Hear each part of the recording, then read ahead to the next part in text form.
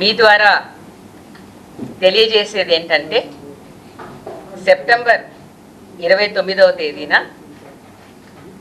ఎన్నికల schedule announce చేశాము.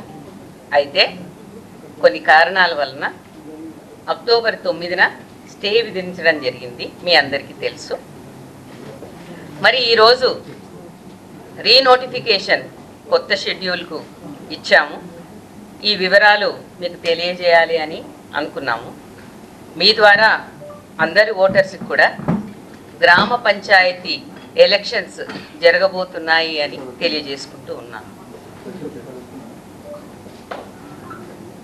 గ్రామ పంచాయతీలు ఎన్ని ఉన్నాయి, వార్డు వివరాలు ఏంటి, పోలింగ్ స్టేషన్ వారీగా ఎలక్టరల్ రోల్స్ పబ్లిష్ అయినవి ఎక్కడ దొరుకుతాయి, రిజర్వేషన్ వివరాలు కూడా ఉన్నాయా అంటే అవన్నీ కూడా మా వెబ్సైట్లో మీరు చూసుకోవచ్చు. ఈరోజు నుండి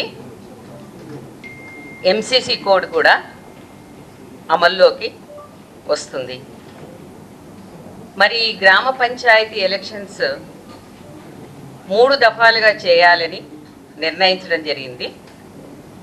ఒక ఫేజ్కు ఇంకొక ఫేజ్కు 2 రోజుల వ్యవధితో ఈ షెడ్యూల్ అన్నది నిర్ణయించడం జరిగింది.